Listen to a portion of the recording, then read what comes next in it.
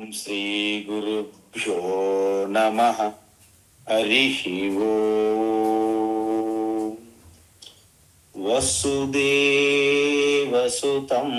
దేవం కంసచానూరమర్దనం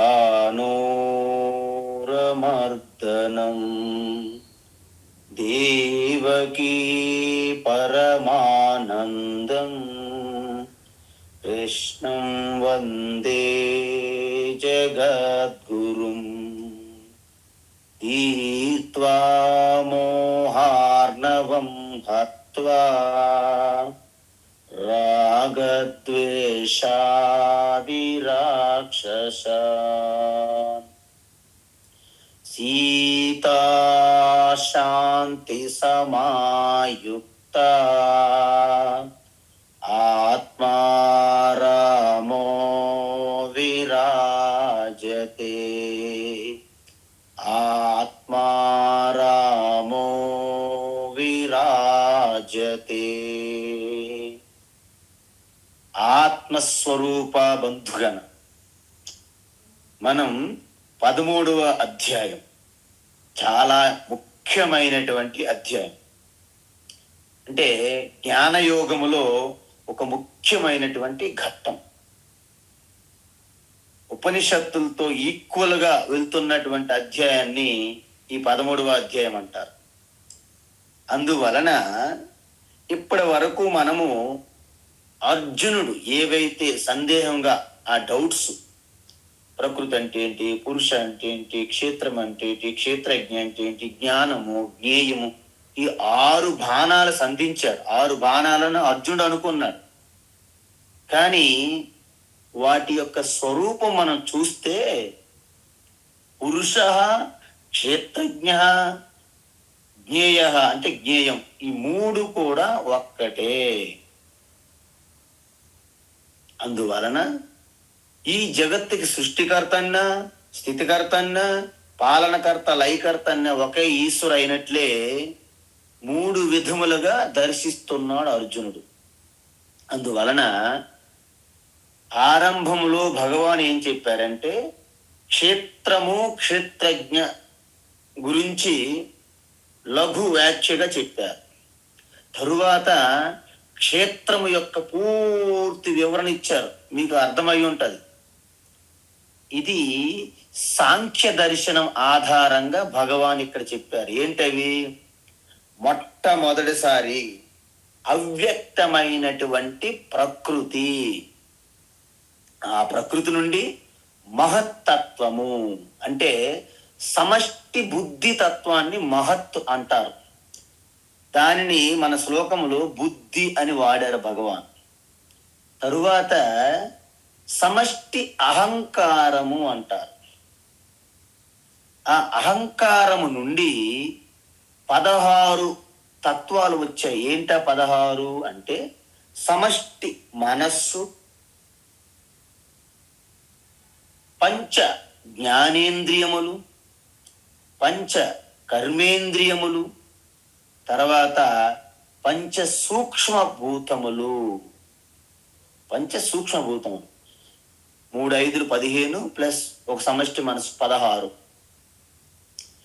ఈ యొక్క పంచ సూక్ష్మభూతముల నుండి పంచ స్థూల భూతములు మరో 5 వచ్చాయి. అంటే 16 ప్లస్ 5 21 ప్లస్ 3 24. వీటిని సాంఖ్య సిద్ధాంతము యొక్క సృష్టి యొక్క 24 తత్వములు. సృష్టి అంటే క్షేత్రము, ప్రకృతి. ఇది చెప్పిన తర్వాత ఆ ప్రకృతిలో అంటే ఈ ప్రకృతి గుణాగుణేషు వర్తంతే అని చెప్పారు ఇంతకుముందు. అంటే ఏంటి? ఈ విష్టి శరీరములు కూడా ఆ పంచభూతములు, ఆ 24 తత్వములు ఉన్నాయి. ఈ సృష్టి యందు కూడా 24 తత్వములు ఉన్నాయి. సో అవి ఇవి ఘర్షణ, సంయోగము చెందేటప్పుడు కలిగే భావ వికారాలు కూడా మనము చూసాం. ఏంటవి? ఇచ్ఛ, ద్వేష, సుఖ, దుఃఖ. ఈ సంఘాతం అంటే అసెంబ్లేజ్, అనేక పార్ట్లు కలిపి ఎలాగైతే కారు తయారు చేస్తారో ఈ శరీరం కూడా అనేక పార్ట్లు కలిగి ఉన్నది. చేతులు, కాళ్ళు, అసెంబ్లీస్. అంటే స్థూల శరీరము, ఇంద్రియములు, కర్మేంద్రియములు, మనస్సు, బుద్ధి, ఇవన్నీ కలిపి ఒక సంఘాతం. ఇచ్చా, ద్వేష, సుఖ, దుఃఖ సంఘాత చేతనా ధృతి. అంటే చేతన అంటే మీరు అందరూ కాస్త పట్టుకోవాలి గట్టిగా. ఎలాంటి పట్టుకోవాలి? నిజానికి బుద్ధి, మనస్సు, అంతఃకరణం జడ పదార్థమే, శరీరం జడ పదార్థమే. కానీ శరీరం అంతా చేతనంగా ఉన్నాగా మనం. అంటే ఒక మిరాకిల్ జరిగింది. ఏంటి ఆ మిరాకిల్? ఏ సిద్ధులు మహిమలకు ఆ మిరాకిల్ అందదు. ఏంటంటే మనము గోడ ముందు ఇలా నిల్చున్నాం అనుకోండి, మన ప్రతిబింబం గోడ మీద అంత స్పష్టంగా పడదు. కానీ అక్కడ అద్దం పెడితే స్పష్టంగా కనిపిస్తుంది. మీరు ఎప్పుడు ఒకలాగే నిల్చున్నారు అక్కడ. కానీ అద్దం లేనప్పుడు ఆ గోడ పైన మీ ముఖం స్పష్టంగా లేదు. ఆ గోడకి అద్దం పెడితే స్పష్టంగా ప్రతిబింబం ఉన్నది. అందువలన సర్వము వ్యాపించి ఉన్న చైతన్యం బయట లోపలని తేడా లేకుండా ఉన్నప్పటికీ మీ మనస్సు, అంతఃకరణం అనే అద్దములో ఆ చైతన్యం ప్రతిబింబిస్తుంది. దాని మూలంగా అయస్కాంత సమక్షంలో ఇనుము మాదిరిగా అంతఃకరణం చేతనం పొందుతుంది. ఆ ప్రతిబింబం వలన బుద్ధి, ఇంద్రియములు, శరీరం అంతా చేతనం వస్తుంది.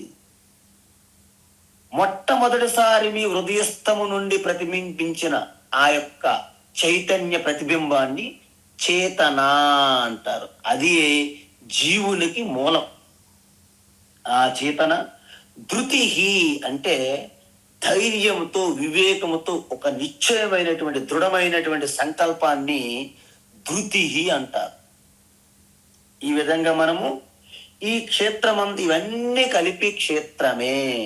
అంటే యావత్తు సృష్టిలో మీరు ఏ జ్ఞానమైనా, ఏ నక్షత్రాలైనా, ఏ గ్రహాలైనా, ఏ లోహముల గురించి, సముద్రం గురించి, భూగోళం గురించి, చరిత్ర, కెమిస్ట్రీ, ఫిజిక్స్ ఏవైనప్పటికీ ఆ క్షేత్రం కిందే వస్తాయి. మరి క్షేత్రజ్ఞ గురించి ఏంటి? ఆల్రెడీ ఇంతకు ముందు బ్రీఫ్గా చెప్పారు. దాన్ని తర్వాత టేకప్ చేస్తారు. ఎలాగా? పురుష రూపములోను, జ్ఞేయం రూపంలోను తర్వాత చెప్తారు.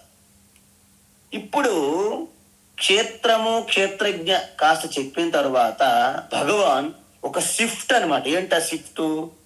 జ్ఞానాన్ని అనేదాన్ని పట్టుకున్నారు. మనకు జ్ఞానం అనేసరికి మనకి ఏమనిపిస్తుందంటే, ఓహో నేను యూనివర్సిటీలో పిహెచ్డి చేశాను ఏదో సబ్జెక్ట్ మీద, ఇవన్నీ జ్ఞానాలే కదా. నీ పేరేంటండి? నా పేరు రాజారావు. ఓ రాజారావు అండి, రాజా మరొక ఏ పెట్టియండి. ఎందుకంటే అక్కడ న్యూమరాలజీ ప్రకారం రాజారావు అని కరెక్ట్. ఏదో ఒకటి చెప్తా, ఇదంతా జ్ఞానమే మనకి. ఇలాంటి జ్ఞానం కాదు ఇది. పోనీ నా యొక్క ఆత్మస్వరూప తత్వమా అంటే అది కూడా కాదు.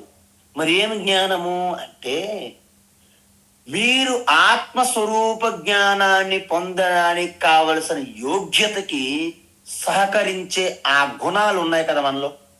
ఏంట గుణాలు? దైవీ సంపత్. ఆ గుణాలని ఇక్కడ జ్ఞానము అని చెప్తున్నారు భగవాన్.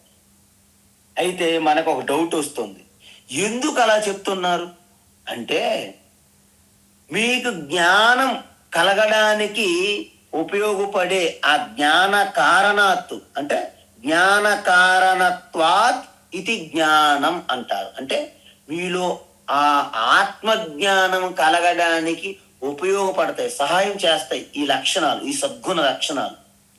అందుకే వీటిని కూడా జ్ఞానం అని సంబోధిస్తున్నారు భగవాన్ శ్రీకృష్ణ. అయితే మీకు ఒక విషయం, మనం ఎప్పుడైనా సరే ట్రైన్లో వెళ్ళేటప్పుడు ఒక్కొక్క స్టేషన్లో ట్రైన్ ఆగుతుంది. మనం ఏం చేస్తాం తెలుసా? ట్రైన్లో ఉండి ఏ టీ టీ టీ అంటాం. మనం టీ అంటే టీ అనేవారు ఎవరక్కడ లేరు. ఆయన పేరు కృష్ణారావు, కానీ టీ పట్టుకొని ఉన్నాడు. టీ అనేసరికి కృష్ణారావు వస్తున్నాడు మన దగ్గరికి.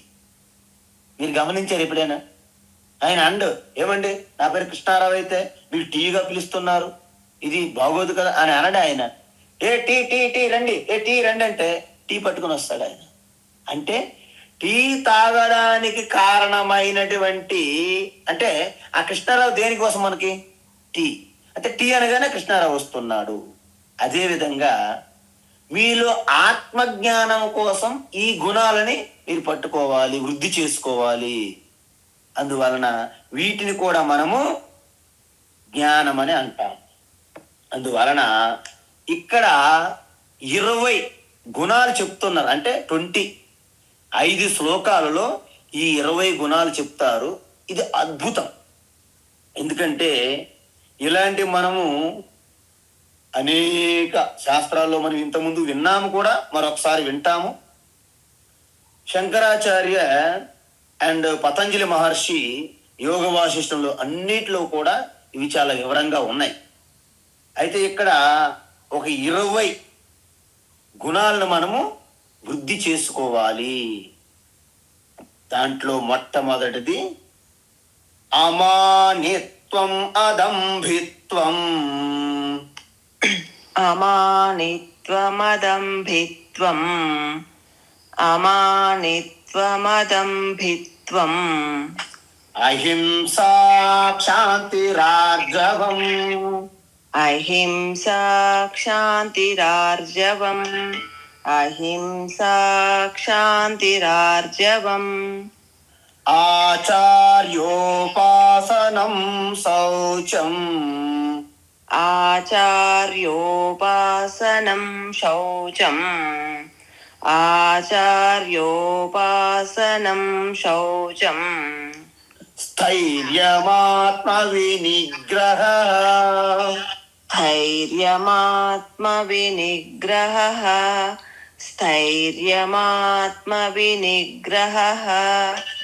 అమానిత్వమదంభిత్వం. అహింసా క్షాంతిరార్జవం. అమానిత్వమదంభిత్వం. అహింసా క్షాంతిరార్జవం. అమానిత్వమదంభిత్వం. అహింసా క్షాంతిరార్జవం. ఆచార్యోపాసనం శౌచం. స్థైర్యమాత్మ వినిగ్రహ. ఆచార్యోపాసనం శౌచం. స్థైర్యమాత్మ వినిగ్రహ. ఆచార్యోపాసనం శౌచం. స్థైర్యమాత్మ వినిగ్రహ. ఉత్తమం. అయితే ఇక్కడ నేను చెప్పాను కదా, ఈ జ్ఞానము అంటున్నారు. వీటికి మనం ఏమంటాము? వీటికి ఈ విలువలు కలిగి ఉండాలి. ఒక నైతిక విలువలు, ఒక ధార్మిక విలువలు అంటాం మనం. వీటినే జ్ఞానం అని సంబోధిస్తున్నారు భగవాన్ శ్రీకృష్ణ ఇక్కడ. అందువలన మనస్సు, ఒకవేళ ఈ విలువలు మనము సంపాదించుకున్నాం అనుకోండి, మనస్సు సంసిద్ధమయ్యి ఈ ఆత్మజ్ఞాన యోగము ప్రాప్తి కలుగు చేస్తుంది. అంటే ఈ విలువలు గనక మనలో లేకపోతే, మన పాత్ర శుభ్రంగా లేని పాత్రలో పాలు పోసి మరిగించినట్లు లెక్క. పాలు పాడైపోతాయి. అమ్మో, నేను లీటరు 40 రూపాయలండి, నువ్వు 40 కాదు 400 పాడైపోతాయి. ఎందుకు? పాత్ర శుభ్రం చేయకుండా పాలు మరిగిస్తున్నారు కాబట్టి. అందువలన ఎప్పుడైతే ఈ విలువలు మనము పెంపొందించుకుంటామో అప్పుడు మనస్సు సంసిద్ధమవుతుంది. ఒకవేళ మనస్సు సంసిద్ధంగా లేదు అనుకుందాం టెంపరీగా, గురువు ఎంత ఆత్మబోధ కాదు, భగవద్గీత కాదు, యోగ వాసిష్టం, ఉపనిషత్తులు, బ్రహ్మసూత్రాలు, మొత్తం ప్రస్థానత్రయము డంకా కొడుతున్నప్పటికీ మనం ఏం అందుకోము. వింటున్నప్పుడు అలా సినిమాలాగా అనిపిస్తుంటది. చాలా మంది 20 సంవత్సరాల నుండి ఒక గురువు దగ్గర వింటూ ఉంటారు. ఆనందంగా గురువు చెప్తుంటే ఓహో కేరింతలు కొడుతూ, క్లాప్స్ కొడుతూ, నవ్వుతూ ఎంజాయ్ చేస్తారు. 20 సంవత్సరాల నుండి, ఒకరోజు కాదు. గుర్తుంచుకోండి, వాళ్ళు ఏమైందంటే వాళ్ళకి ఆ 40, 50, 100 మందికి ఎడిక్ట్ అయిపోతారు అనమాట ఆ గురువు దగ్గర వినడానికి. 20, 30 సంవత్సరాల నుండి nothing will happen in their heads. The heads only mud. Mud అంటే మట్టి అని అర్థం. Only blood is flowing, there is no head. అందువలన ఈ విధంగా ఎడిక్ట్ అయిపోయి వింటారే తప్ప, ఎందుకు మనసు సంసిద్ధంగా లేదు. వారు చెప్తుంటారు అలాగ జోక్స్, కామెడీస్. అందువలన ఆ జ్ఞానాన్ని మాత్రము అందుకోలేరు. మీరు ఒక విషయం చూసుకోండి, ఒకవేళ మనము దాన్ని అందుకొని జీర్ణించుకోకపోతే ఆ జ్ఞానం వల్ల మనకి మరకంత ప్రమాదం కలుగుతుంది. ఎందుకు? అనభ్యాసే విషం శాస్త్రం, అజీర్ణే భోజనం విషం అన్నారు శాస్త్రంలో. అంటే ఎవరైతే ప్రాక్టీస్ చేయకుండా ప్రతిదీ వింటూ అలాగా ప్రతి గురువు దగ్గర ప్రతి శాస్త్రం ప్రతి బుక్ చదువుతూ చదువుతూ అభ్యాసం అయితే లేదు, అందువలన అది మీకు విషముతో సమానము అలాంటి శాస్త్రజ్ఞానము. అదే విధంగా అజీర్ణే భోజనం విషం.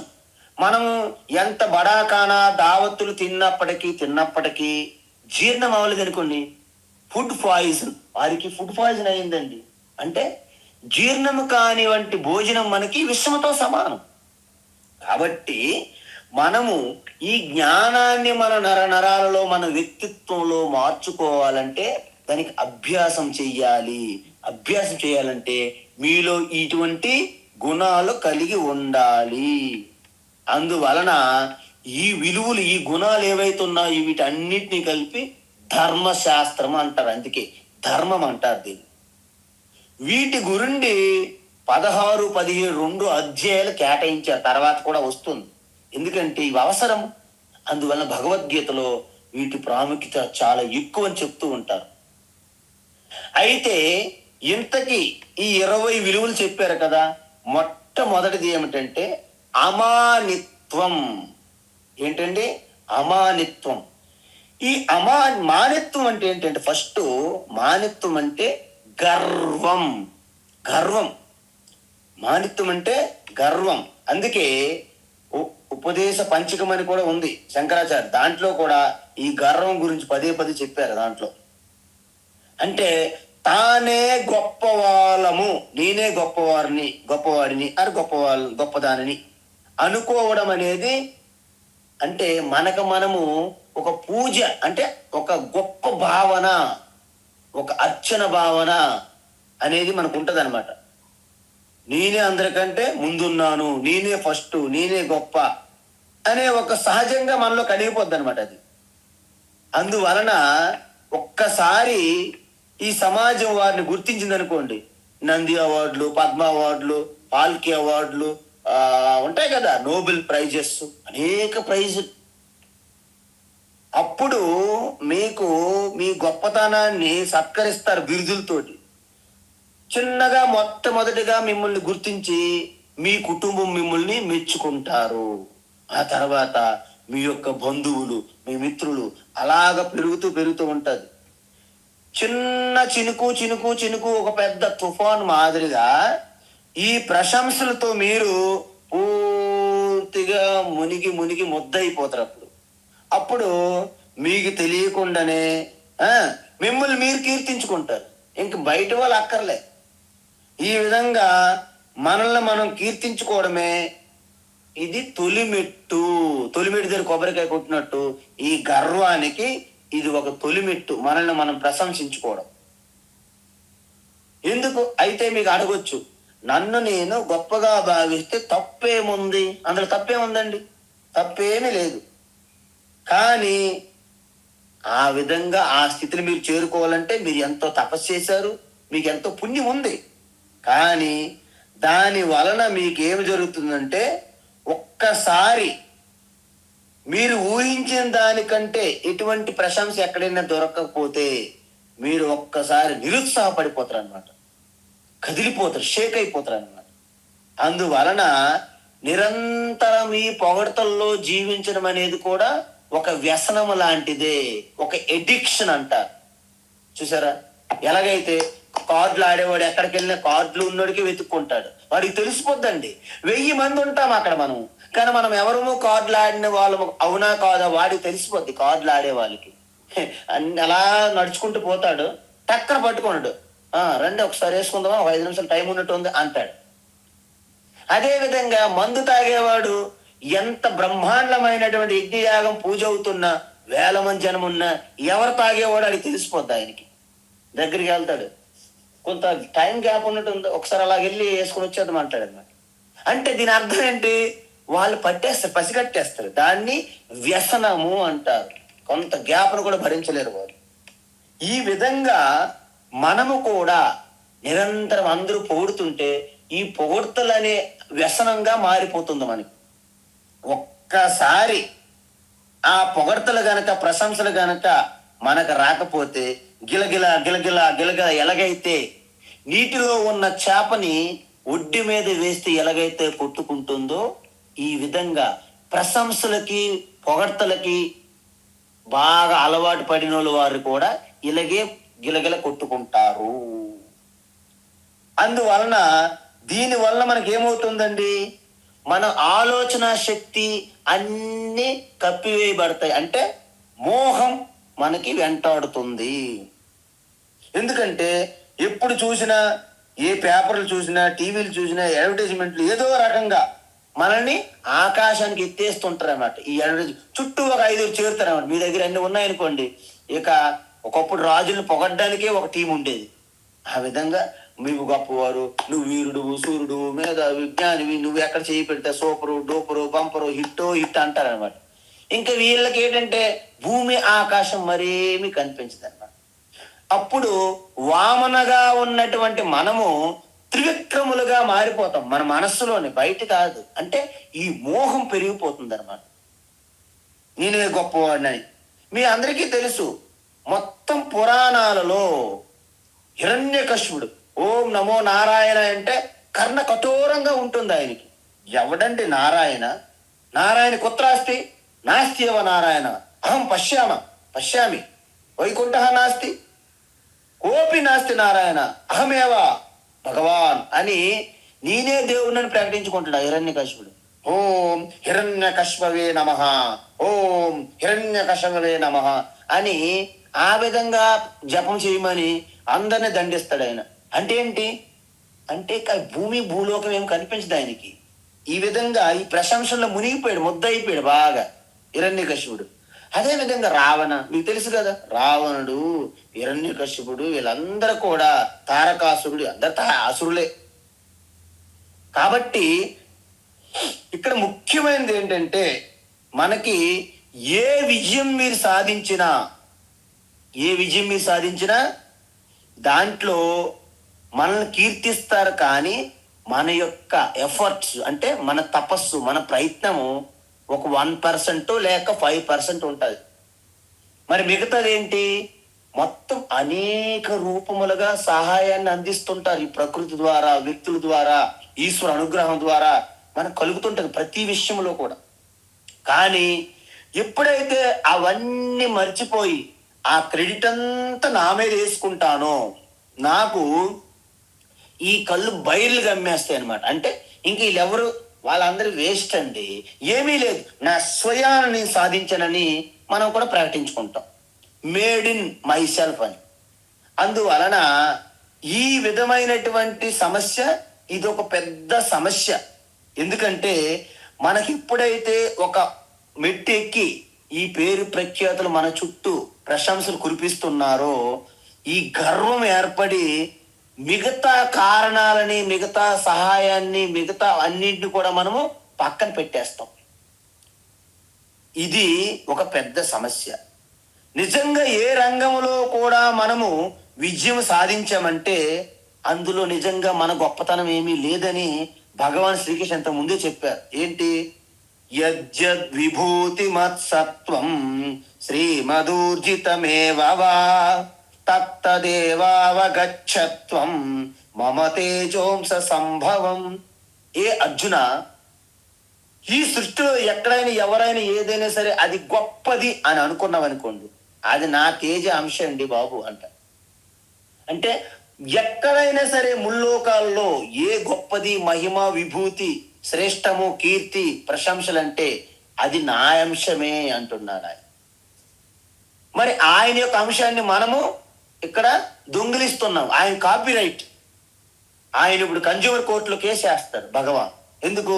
మన గొప్పతనంగా మనం ఫీల్ అయిపోతున్నాం కాబట్టి.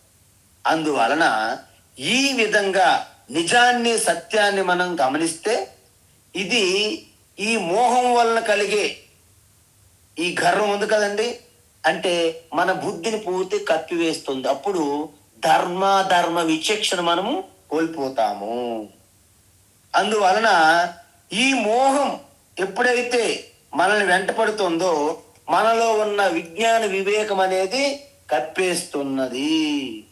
అందువల్ల మొట్టమొదటి ఈ యొక్క మోహం తీవ్రత ఎంత గొప్పదంటే ఎదుటి వారిని మనము అసలు సహించలేము. అంటే ఎలాగా?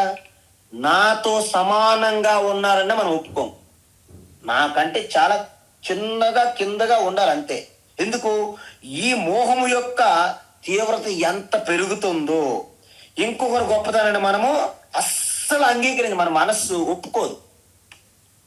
అందువలన నలుగురు మధ్యలో మీరే ఒక వెలుగు ప్రకాశించాలనుకుంటారు. ఎవరైనా మీతో సమానంగా ఉన్నా ఆ కోపం, ద్వేషంతో రగిలిపోతాం. ఆ విధంగా వారిని తప్పించడానికో లేకపోతే వాళ్ళ మీద బురద చల్లడానికో వాళ్ళ మీద నెగిటివ్గా వాళ్ళ మీద ఎక్కడైనా సరే వారి ఆంతరంగికంలో వారి పర్సనల్ లైఫ్ లో కూడా తొంగి చూసి కెమెరాలు పెట్టి అనేక గూఢచారులు నియమించి ఈ విధంగా బురద జల్లి వారిని ఎక్కడో కిందకి తోసేయాలని చూస్తాం. ఇంకా కావాలంటే మన రంగంలో వారు పోటీగా ఉన్నారు కదా, ఆ రంగంలో లేకుండా వాళ్ళని పంపించడానికి కూడా ప్రయత్నాలు చేస్తాము. ఇటువంటి దుర్గుణాలు మనకు ఉండడం వలన ఈ యొక్క మోహం అనే తీవ్రతను బట్టి ఇవన్నీ కలుగుతాయి మనకి.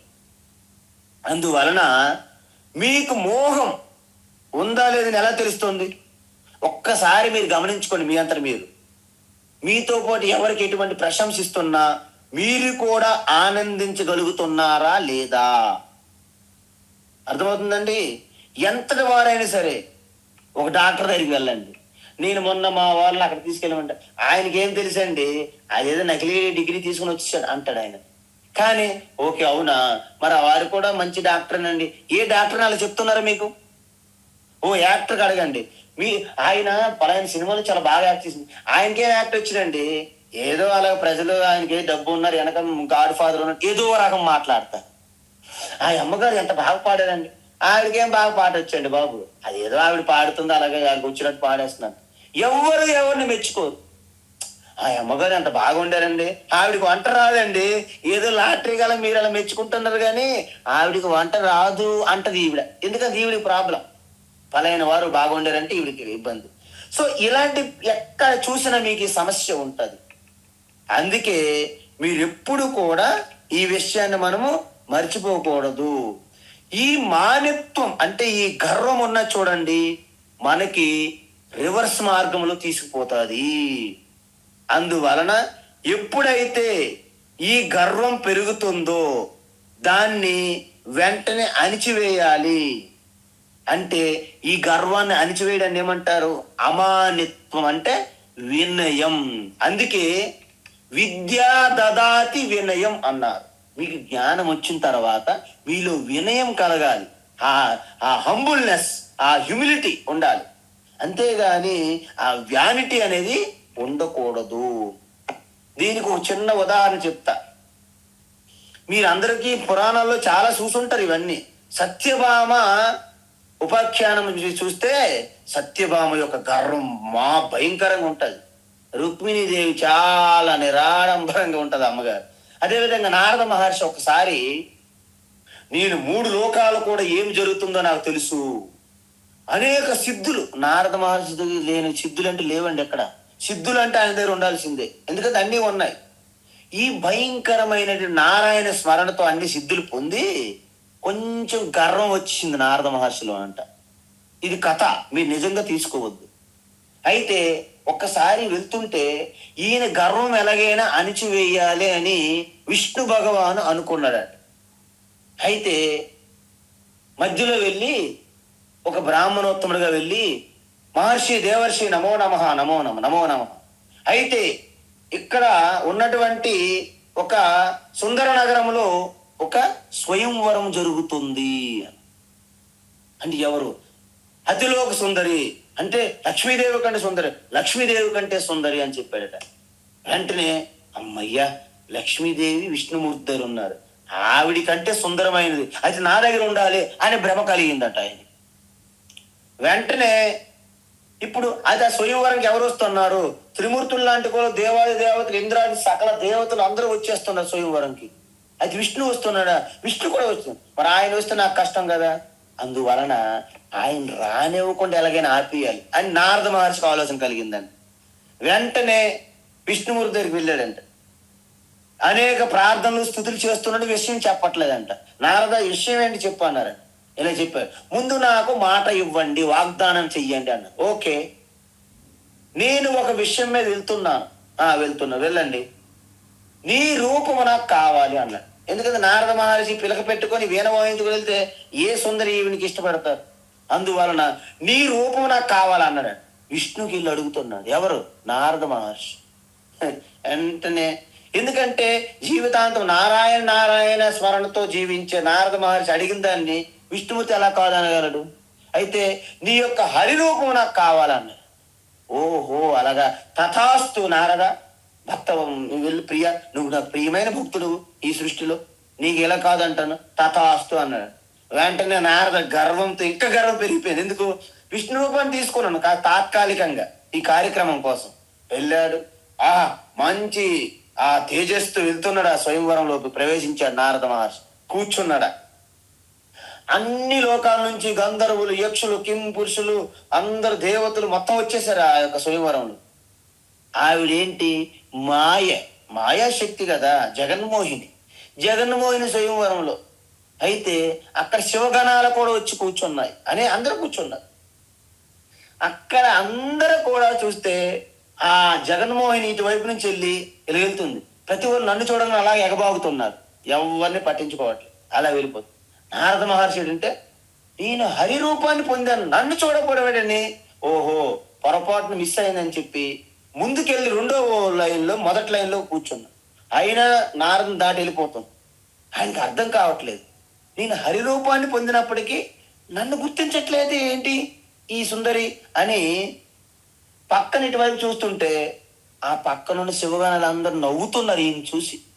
ఈయనకి అర్థం అవట్లేదు, ఏలాకోలంగా వాళ్ళు చెప్పిస్తున్నారు. లాస్ట్కి అంటారు, వెళ్ళి ఒక్కసారి నీ ముఖం చూసుకోపో అన్నారు నారద మహర్షికి. ఒక్కసారి అక్కడ వెళ్ళి ఒక స్వచ్ఛమైన నిలకడగా ఉన్నటువంటి నీటిలో తన ముఖం ఇలా చూసుకున్నాడు. భయంకరమైన కోతిలా కనిపించిందండి. ఎందుకంటే అక్కడ ఎందుకు అలా కనిపించిందంటే కోతికి ఇంకొక పేరు హరి, అందువలన హరిరూపం అన్నాడు తప్ప ఇంకేం అనలేదు. కాబట్టి ఆ విధంగా వెంటనే ఆ జగన్మోహన్కి ఎవరు చేసుకుంటారు వివాహము? జగదీశులు చేసుకుంటారు. కాబట్టి అప్పుడు విష్ణుమూర్తి వెళ్ళి ఆ జగన్మోహన్ తీసుకెళ్లిపోయారనే విషయము నారదకు తెలిసింది. వెంటనే కోపంతో ఆ విష్ణుమూర్తిని చెప్పిస్తాడు. అది కూడా ఒక శాపంగా రామాయణములో సీతారాముల విరహం జరిగిందని ఈ కథ ఉంది. ఈ కథగా తీసుకోండి. అంటే దీన్ని బట్టి మీకు ఏం అర్థమైంది? ఎంతటి గొప్పవారికైనా తన యొక్క పొగడ్తలు ప్రశంసలు మునిగిపోయేటప్పుడు ఇంకా వాటితోనే అవి లేకుంటే కుదరదు. భోజనం లేకపోయినా నిద్ర లేకపోయినా ఓకే, కానీ ప్రశంసలు పొగడ్తలు లేకపోతే జీవించలేరు కొంతమంది.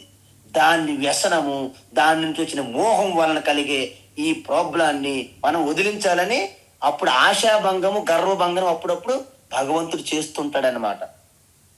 అందువలన ఇటువంటి గర్వం ఉండకూడడం అనేది అమానిత్వం, అంటే మానిత్వం లేకుండుట.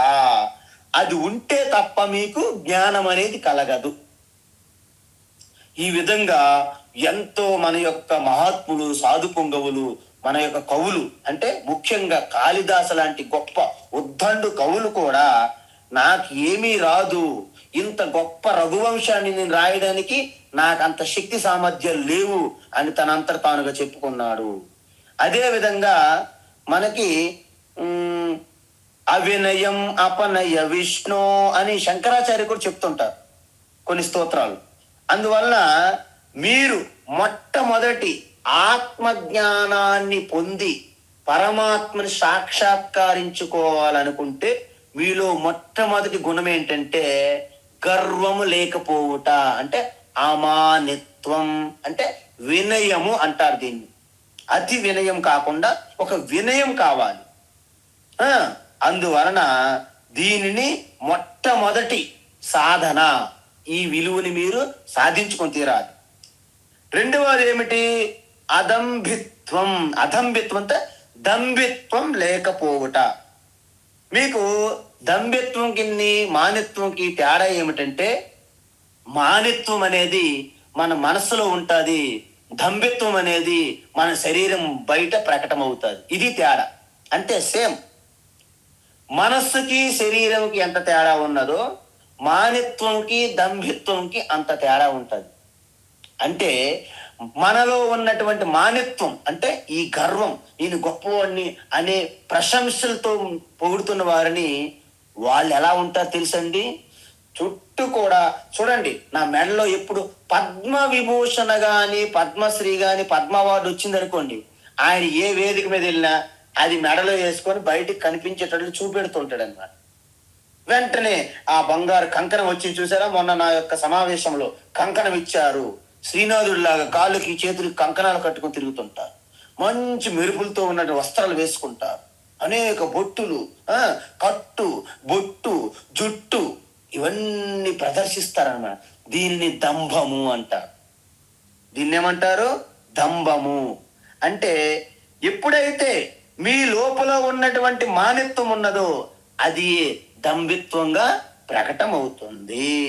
అందువలన అదంభిత్వం అంటే బాహ్య ప్రదర్శనగా చేస్తున్న మానిత్వమే దంభిత్వం అంటారు. కాబట్టి అదంభిత్వం, దీన్ని మనము వదులుకోవాలి.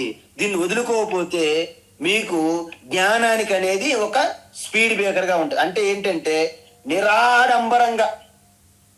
అందుకే కొంతమంది చెప్తారు, పాత బట్ట అయినా సరే శుభ్రంగా చేసుకుని ధరించు, ఒక మంచి పుస్తకం కొని చదువుకో అంట. చిరిగిపోయిన వస్త్రమైనా ధరించు, ఒక మంచి పుస్తకం కొనుక్కో అంటారు. అంటే జీవితం అనేది నిరాడంబరంగా ఉండాలి. అందుకే మహాత్ములు, నిజమైన మహాత్ములు ఒక కౌపీనంతో ఉంటారు. మీరు తిరువన్నామలై వెళ్తే రమణ మహర్షి కేవలం ఒక కౌపీనంతో ఉండేవారు. కానీ ఆయనకి ఎటువంటి ఆశా కోరికలు లేక, ఎటువంటి ఆధారపడడం లేక, ఎమోషనల్ డిపెండెన్స్ లేక, ఎప్పుడు ఆనందంతో ఉంటే దానినే కౌపీనవంత కలు భాగ్యవంత. కొన్ని లక్షల బిలియన్ ట్రిలియనీర్ అయినా సరే ఆ కౌపీనవంతకు సరిపోరు. అంటే దేని వలన? యాక్చువల్ ఆనందం ఆత్మలో ఉన్నది. బయట వచ్చిన ఆనందాలు అనేవి ఆ ఆత్మ ఆనందము యొక్క జిరాక్స్ కాపీలు, దాని యొక్క ప్రతిబింబాలు బయట నుంచి వస్తున్నాయని భ్రమపడుతుంటాం. కాబట్టి ఈ రెండవ విలువ ఏంటంటే అత్యంత నిరాడంబరత. అంటే దీన్నే అదంభిత్వం అంటారు. మరి రెండు అయ్యాయి. రెండు అయిన తర్వాత మూడవది ఏమిటి అంటే, మూడవది చాలా ముఖ్యమైనది, అహింస. అహింస. ఎందుకంటే ఈ అహింస అనేది మీ యొక్క మహాత్ముల యొక్క ఆ ఉదార చరిత్రని తెలియజేసేదే అహింస. అంటే సకల ప్రాణులను కూడా హింస చేయకుండా ఉండుట. కేవలం మనుషులకే కాదండి, ఇక్కడ జంతువులకి, చెట్లకి, కీటకాలకి, సకల ప్రాణులు. దీనికి ముఖ్యమైన ఉదాహరణ బుద్ధ భగవాన్. ఆయన నడిచేటప్పుడు మెల్లగా అడుగులు లెక్క పెడుతున్నాడా ఏమిటి అన్నట్లుగా బుద్ధ భగవాన్ మెల్లగా నడిచేవారంట. ఎందుకంటే తన కాళ్ళ కింద తనకి తెలియకుండా ఏదైనా పడిపోతుందా, నేను ఎక్కడైనా హింస చేసేస్తున్నానా అని అత్యంత జాగ్రత్తతో వెళ్ళాలి. అందువలన ఈ హింస అనేది మనలో 3 రకాలుగా జరుగుతుందండి. హింస ఏంటి? మన శరీరం ద్వారా, మన మాటల ద్వారా, మన ఆలోచనల ద్వారా కూడాను 3 రకాలుగా హింస జరుగుతూ ఉంటుంది. అందువలన మనము ఏ ఒక్కరికి కూడా మన చేతులతో గాని, కఠినమైన మాటలతో గాని, మన ఆలోచనలతో గాని ఎవరిని హింసించకూడదు, ఎవరిని బాధ పెట్టకూడదు. ఎందుకంటే మన చేతుల ద్వారా ఒకరికి ఒక కొట్టడం కానీ ఏదైనా చేసిన దానికంటే కఠినమైన మాటలతో ఎక్కువగా గాయపడతారు ఎదుటివారు. అందువలన ఆ యొక్క తీవ్రత పెరుగుతూ పోతుందన్న. అందువలన వీటిని మనము కట్టుదిట్ట చేసుకోవడానికి ఇంతకుముందు 6వ అధ్యాయాన్ని చెప్పాను. యమ నియమ పతంజలి మహర్షి 10 కమాండ్స్, దీన్ని 10 కమాండ్మెంట్స్ అంటారు. హిందూ సనాతన ధర్మంలో 10 కమాండ్మెంట్స్ అంటే ఏంటంటే మీ అందరికీ తెలుసు. అహింస, సత్యం, అస్థేయం, బ్రహ్మచర్యం, అపరిగ్రహం, ఇవి యమ 5. తరువాత నియమం ఏంటి? శౌచం, సంతోషం, తపస్సు, స్వాధ్యాయ, ఈశ్వర ప్రణిధానం. చూసారా, మీరు ఎన్ని యోగా మెడిటేషన్లు ఎటువంటి తపస్సులు చేసినా చివరికి ఈశ్వర ప్రణిధానం చేయాల్సిందే. అందుకే ఏ శాస్త్రం తీసుకున్నా మీరు చివరికి ఈశ్వర ప్రణిధానం అంటే ఆ యొక్క పరాభక్తి, జ్ఞాని భక్తి అనేది చాలా అవసరం. అందువలన ఇక్కడ మనము ఈ హింస మనం ఏ విధంగా పాటించాలి అని మనకు ఒక ప్రశ్న. అంటే మనకి ప్రకృతి, ఈ సమాజం ఏం చెప్తుందంటే ఎవరికి మనం ఏమి చేస్తే బాధపడతారు అంటే ఎవరు మనకి ఏదైనా చేస్తే మనం బాధపడతామో అది మనం ఇతరులకు చేయకూడదు. ఓకేనండి? ఎవరైనా ఏది చేస్తే మనం సంతోషిస్తామో అదే ఇతరులకు మనం చెయ్యాలి. ఇది సూత్రం, ప్రకృతి సూత్రం. ఏంటంటే ఎవరైనా సరే ఇతరులు మనకి ఏది చేస్తే మనం బాధపడతామో, దుఃఖిస్తామో, ఇబ్బందిగా ఫీల్ అవుతామో అది ఇతరులకు చేయకూడకపోవడం.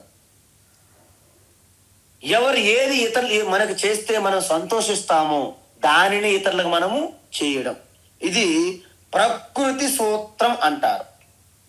అందువలన మనము ఏదైతే మనము ఇన్వెస్ట్మెంట్ చేస్తామో అదే మనకి వస్తుంది, ప్రాఫిట్ గా వస్తుంది. మీరు చూడండి, ఏదైనా చూడండి. అందుకే what you so you reap అంటారు. మనం ఏ విత్తనం అయితే నాటుతామో ఆ విత్తనం యొక్క ఫలమే మనకు వస్తుంది. What you think so you are. నువ్వు ఏ విధంగా ఆలోచిస్తున్నావో ఆ ఆలోచన ప్రకారంగానే మీరు తయారవుతారు. అంటే మీరు ఏంటి డిపాజిట్ చేస్తే అదే మీకు వస్తుంది రివర్స్లో. చేసుకున్న వారికి చేసుకున్నంత అని విన్నారా? ఈ సామెతలు చెప్తుంటారు మన వాళ్ళు, పెద్దవాళ్ళు. అందువలన ఈ విధంగా ఈ ప్రకృతి సూత్రాన్ని మనం పాటిస్తే మీరు అనుకోకుండా, మీకు తెలియకుండానే అహింసని పాటిస్తున్నట్టు. చూడండి, మన ధర్మములో అహింస ఎంత గొప్పది. అహింస పరమో ధర్మ.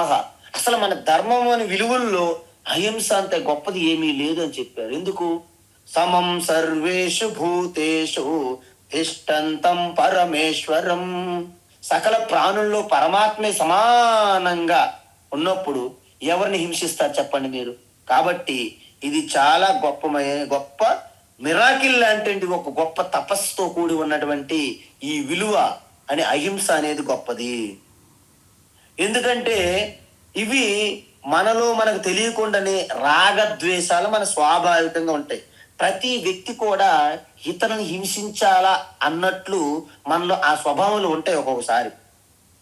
అందుకే ఎప్పుడు కూడా ఎదుటి వారికి ఏదైనా దుఃఖంగా కలిగినప్పుడు తనకి దుఃఖంగా ఎవరైతే భావిస్తారో వాళ్ళు అహింస పాటిస్తున్నట్టు.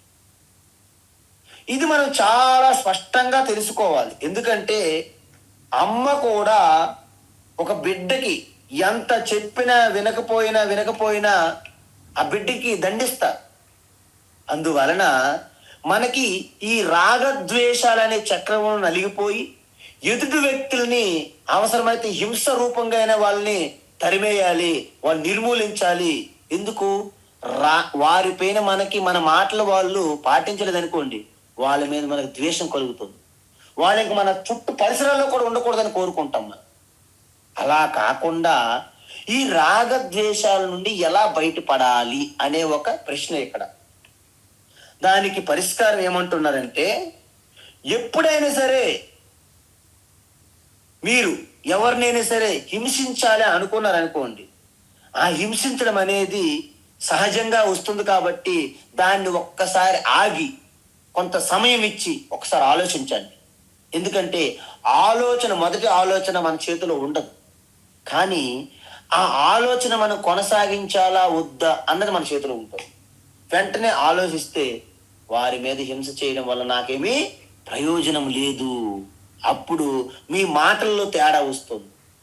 మీ మాటలు ఎప్పుడైతే మీ చేతిలో ఉంటాయి మాటలు, ఈ మాట మాట్లాడాలా వద్దా అని. ఎప్పుడైతే అది మీ కంట్రోల్ ఉన్నదో మీ చేతల్లో చేసే ఆ కార్యము మీ కంట్రోల్లో ఉంటుంది. అలా చేయడం వలన మీరు హింస చేయలేరు. ఇంకొకటి, ఈవెన్ కన్న తల్లి తన హృదయం ఎంత సున్నితంగా ఉంటుందంటే ఆ బిడ్డ యొక్క చిలిపి చేటలు తట్టుకోలేక రెండు చటాపట వాయిస్తుంది. కానీ ఆ బిడ్డ ఏడుస్తుంటే మళ్ళీ తల్లి తట్టుకోలేదు, తన బాధపడిపోయి మళ్ళీ బిడ్డని తన దగ్గరికి తీసుకొని ఆలింగనం చేసుకొని తల్లి ఏడ్చే సందర్భాలు ఉంటాయి. నాకు తెలిసి ఇది అందరికీ జరుగుతుంది. నాకు జరిగింది చిన్నప్పుడు, నాకు స్పష్టంగా గుర్తుంది. అప్పుడు నేను చిన్నపిల్లప్పుడు నేను 1, 2 తరగతి చదువుతున్నాను. చాలా ఇబ్బంది పెట్టేశాను అన్నమాట. ఆ రోజు సోమవారం. అప్పుడు అమ్మగారు ప్రతి సోమవారం వ్రతం చేసేవాళ్ళు. శివ అంటే ఆవిడికి ఇష్టం కావాలి. ఆ రోజు చాలా అల్లరి చేస్తే కర్ర పట్టుకొని కొట్టారండి. అలా అచ్చులు వచ్చాయి. ఇక భయంకరంగా ఏడుస్తుంటే తను ఉపవాసం తర్వాత ఆ ఉపవాసంలో కూడా వచ్చి నన్ను పట్టుకొని తను చాలా ఏడవడం చూశాను నేను. అతను నాకు ఆశ్చర్యమైంది. నా కొట్టాను, నేను ఏడుస్తుంటే ఈవిడ ఎందుకు ఏడుస్తున్నా అనుకునేవాడిని. అంటే మనకేంటంటే ఎదుటి వారి యొక్క బాధ మనల్ని కలిసి వేసేస్తుంది అన్నమాట. ఇది మీలో అహింసా భావం యొక్క గొప్పతనం అన్నమాట. అందువలన మనం ఎంత సున్నితం, ఎంత సెన్సిటివ్గా మనం ఉంటే ఏ ఒక్క ప్రాణిలోను కూడా మనము ఆ పెయిన్ అంటే బాధను మనము సహించలేము. ఈ విధంగా మనలో అది స్వాభావికంగా ఇలాంటి గుణం కలిగితే దీన్నే అహింసా తత్వము, అహింసావాది. అందుకే స్వామి చిన్మయానంద స్వామి అనేవారు, మహాత్మా గాంధీ గారు అంటే మహాత్మా కాదు, గాంధీజీ గారు ఒక అడ్వకేట్, ఒక లాయర్గా వృత్తి చేపట్టి ఆ లాయర్ వృత్తిలో పూర్తిగా విఫలమయ్యారు. ఒక్క కేసు కూడా తన జీవితంతో వరకు గెలవలేదంటే ఏ కోర్టులో. అలాంటి వ్యక్తి ఒక అహింస అనే ఒక ఆయుధాన్ని పట్టుకొని ఈరోజు ప్రపంచవ్యాప్తంగా మహాత్మా గాంధీ అంటే తెలియని వారు లేరంటే అది ఎంత శక్తి అనేది మీరు ఆలోచించాలి. కాబట్టి అహింస అంటే గాంధీజీ అంటారు. అంటే ఒక సాధారణమైనటువంటి ఓ వ్యక్తి ఒక అహింస అనే ఒక విలువని పాటించి ఎంత గొప్పగా ఎదగవచ్చు అనేది మనకు తెలుస్తుంది. తరువాత అమానిత్వం, అదంభిత్వం, అహింస, శాంతి. ఏంటండి ఇక్కడ శాంతి అంటారు. శాంతి అంటే మీకు ఎలా చెప్పాలంటే మనకి ఎటువంటి సిచ్యువేషన్స్ అంటే ఎటువంటి సందర్భం మనకి ఎదురుపడినా మనం దాన్ని సహించే శక్తి మనలో కావాలి. అంటే మనకి ఇమ్యూనిటీ పవర్ అంటారు, తెలుసు కదా, వ్యాధి నిరోధక శక్తి మన శరీరంలో ఉంటుంది. అది ఎందుకంటే మనకి ఏదైనా సరే వాతావరణంలో వచ్చే మార్పుల్లో మనకు దగ్గు జలుబు వస్తే మనలో వాటికి తట్టుకునే ఇమ్యూనిటీ, వ్యాధి నిరోధక శక్తి మనలో ఉంటుంది. అంటే మన సహజంగానే మన శరీరంలో ఉన్నటువంటి ఇమ్యూనిటీ పవర్ ఎలాంటిదో మన మనసుకు కూడా మనము ఒక ఇమ్యూనిటీ పవర్ మనము జనరేట్ చేయాలి. మీకు అర్థమవుతుందా? అందువలన ఎప్పుడైతే మనం ఎటువంటి పరిస్థితులు, ఎటువంటి అనుభవాలు, ఎక్స్పీరియన్స్ ఎదురైనప్పటికీ కింద మీద పడిపోకుండా వాటిని అబ్జర్వ్ చేసుకోగలిగే అంటే యాక్సెప్ట్ చేయగలిగే ఆ తత్వాన్నే క్షాంతి అంటారు. ఈ క్షాంతి అనేది 2 రకాలుగా ఉంటుంది. ఎలాగా? తితిక్ష, క్షమ. తితిక్ష అంటే ఏంటి? సహనం, సహించడం. అంటే సహనం సర్వ దుఃఖానాం అప్రతీకార పూర్వకం చింతా విలాపరహితం సా తితిక్షా నిగధ్యతే అంటారు శాస్త్రములు. అంటే ఏంటి? సహనం సర్వ దుఃఖానం. ఎటువంటి దుఃఖము కలిగిన సహించడం అనేది తితిక్షలో ఒక భాగం. ఏ పరిస్థితులైనా. ఎందుకంటే కొన్ని పరిస్థితులు ఉంటాయి, గతం జరిగిపోయింది అంటే జరిగిపోయిన కాలాన్ని మనము వెనకకు తీసుకురాలేము. దాని గురించి చింతించి బాధపడటం వ్యర్థం. కాబట్టి దాన్ని మనము విడిచిపెట్టేయాలి. అదేవిధంగా ప్రెజెంట్స్ మన ముందు జరుగుతున్న దాన్ని కూడా మనము మార్చలేము. ఆ రెండింటిని మనము విడిచిపెట్టేయాలి. కానీ భవిష్యత్తుని మార్చే శక్తి కొంత మేరకు మనలో ఉంటుంది, ప్రయత్నం. అందువలన మీరు భవిష్యత్తుని ఈవెన్ జ్యోతిషాలు చెప్పిన వాళ్ళు కూడా మీకు ఏం చెప్తారు? ప్రాయశ్చిత్తం చెప్తున్నారు. ఎందుకు అంటే భవిష్యత్తుని కొంతవరకు మార్చే శక్తి మనలో ఉంది కాబట్టి. అందువలన భవిష్యత్తు, బ్రహ్మరాత, నుదిటి రాత ఇవన్నీ కూడా ఆగిపోకూడదు. మనం భవిష్యత్తును మార్చే శక్తి మనలో ఉన్నది. ఎలా? పురుష ప్రయత్నము ద్వారా మీకు కొంతవరకు మీకు అవకాశం ఉన్నది. కాబట్టి ఏదైతే భవిష్యత్తును చూసి మనం అనవసరంగా భయపడి కలత చెందుతున్నామో అది మీకు అక్కర్లేదు. వీలైనంత వరకు మీ ప్రయత్నం చేస్తూ దాన్ని చక్కబెట్టవచ్చును. ఎప్పుడైతే గడిచినది వర్తమానంలో మీ చేతిలో ఏదైతే లేదో దాన్ని స్వీకరించాలి. ఆనందంగా, సంతోషంగా స్వీకరించడమే. ఈ విధంగా మన చేతిలో లేని దాన్ని మనం స్వీకరించడము, మన చేతుల్లో ఉన్నదాన్ని మనం సరిదిద్దడము, ఈ విధంగా ఉంటే దానినే తితీక్ష అంటారు. అందుకే మనకి 2వ అధ్యాయంలోనే చెప్పారు భగవాన్. ఏంటది? మాత్రా స్పర్శాస్తు కౌంతేయ శీతోష్ణ సుఖ దుఃఖదా ఆగమాపాయనో నిత్యా తాం స్థితిక్షస్వ భారత. అందువలన ఈ ద్వంద్వాలు, ఈ సుఖ దుఃఖాలు అనేవి ఏవైతే వస్తుంటాయో వాటిని సహించి అలాగ కొంతవరకు ఎండ్యూర్ అలా చేస్తే దాన్ని తితీక్ష అంటారు. క్షమ అంటే ఏంటి? మీకు ఎట్టి పరిస్థితుల్లోనైనా సరే మీ యొక్క పరిష్కారానికి సామ దాన భేద అనే ఒక పద్ధతి వాడాలి తప్ప మీరు దండన, హింసకి వెళ్ళిపోకూడదు. అంటే మీలో ఉన్నటువంటి అల్టిమేట్ ఆ సహన గుణాన్ని ఏమంటారు? సహన గుణాన్ని క్షమాగుణము లేదా తితీక్ష, క్షమ కలిగినటువంటి శాంతి అంటారు.